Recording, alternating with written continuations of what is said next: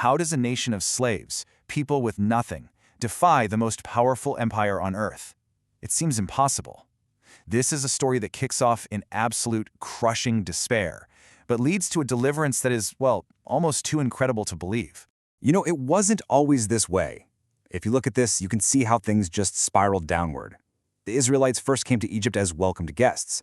But over generations, a new pharaoh came to power and he got paranoid. He saw their growing numbers not as a blessing, but as a threat. So he enslaved them, forced them into brutal, backbreaking labor, and then he issued this absolutely horrific decree. Every single newborn Hebrew boy was to be killed. And yet, one child, Moses, is miraculously saved. His mother, desperate to protect him, places him in a little basket and sets him afloat on the Nile River. And who finds him? Pharaoh's own daughter. So can you imagine this? He grows up as a prince of Egypt, but he knows he's actually a Hebrew. That inner conflict finally just explodes one day when he kills an Egyptian overseer for beating one of his people. He has to run for his life, fleeing into exile to become a simple shepherd. So one day, Moses sees something impossible. Just completely impossible. A bush, totally engulfed in flames, but it's not burning up. It's not turning to ash. I mean, can you imagine seeing that? And then from inside this unearthly fire, a voice calls his name, and he realizes it's the voice of God. And the message is absolutely world-changing. God tells him, "I have heard the cry of my people, and you, Moses, you are the one who will lead them out of Egypt." Talk about a shock. Moses is full of doubt, right? He's a shepherd, a fugitive, but God's command is firm, it's absolute. Go back to Egypt and confront the most powerful man in the world. So armed with this incredible, terrifying mission, and with his brother Aaron now by his side, Moses goes. He returns to the land he fled, ready to deliver God's ultimatum to Pharaoh himself. And the showdown happens, just like that. Moses and Aaron stand before the mighty Pharaoh with the simple, direct message from God. Let my people go. And Pharaoh, he basically laughs in their faces. He not only refuses, he actually punishes the Israelites by making their work even harder. His heart is completely hardened. Okay, so this is where things get intense. What comes next is a terrifying display of divine power we now call the 10 plagues. And you have to understand, each one of these wasn't just some random disaster. It was a direct attack on the so-called gods of Egypt, from turning the Nile to blood, an assault on their river god, all the way to total darkness, a challenge to their sun god Ra. And with every single plague, as things get worse and worse, Pharaoh just digs in his heels even more. The 10th and final plague is the most devastating of all. It's truly heartbreaking.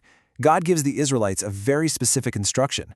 Take a lamb and mark your doorposts with its blood, because that night an angel of death will pass through all of Egypt, and the firstborn in every single house will die, unless the angel sees the blood and passes over that home. This event, the Passover, is what finally breaks Pharaoh's stubborn will. Drowning in grief, he screams at them to just get out, to leave immediately. Their newfound freedom doesn't last long. They march until they hit the shores of the Red Sea. And it's a dead end, an enormous, impassable body of water. They're completely, utterly trapped. And then they hear it, a rumble on the horizon. It's the sound of thunder, but it's not a storm. It's Pharaoh.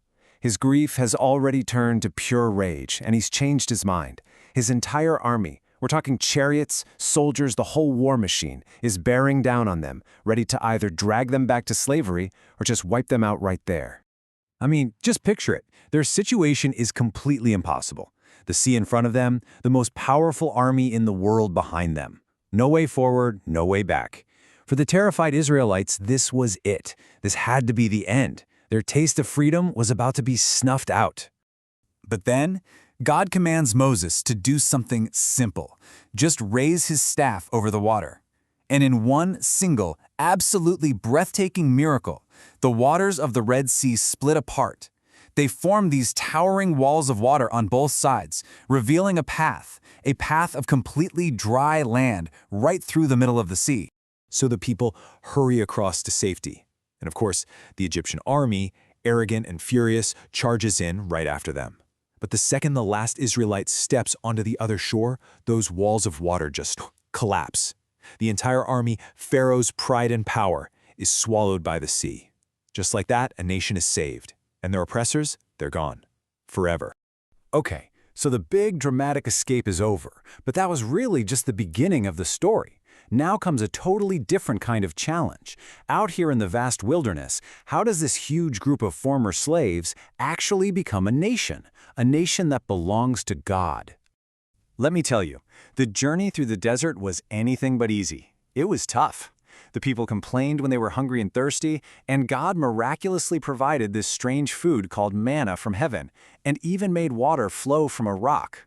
And when they completely lost faith and started worshiping a golden calf, God offered them forgiveness.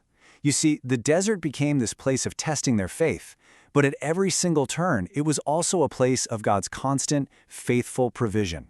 And then they arrive at Mount Sinai. And this is a huge moment. This is where their relationship with God gets official. He gives them the 10 Commandments and establishes what's called a covenant. Think of it like a sacred binding agreement, a pact. It's what will define who they are as a nation. The deal is simple. He will be their God and they will be his people, bound together by his laws and the promise that he will always be with them. And that promise of his presence? It wasn't just, a nice thought or an abstract idea. No, it was a visible, physical, constant reality. During the day, a massive pillar of cloud would lead them, and at night it became a pillar of fire to give them light and warmth. This was the tangible, undeniable sign that God was literally with them, guiding every single step of their journey. So, when you really boil it all down, the story of Exodus is so much more than just a great escape story. It's the beginning of this incredible covenant relationship. It's a journey that takes a people from redemption to receiving the law, all while being guided by the actual visible presence of God. This ancient story, this incredible account of a struggle for freedom against truly impossible odds, it has echoed down through the centuries. And it really leaves us with a big question to think about. Where do we see these powerful themes of liberation, of faith, of that fight for a promised future, shaping our own world right here, right now?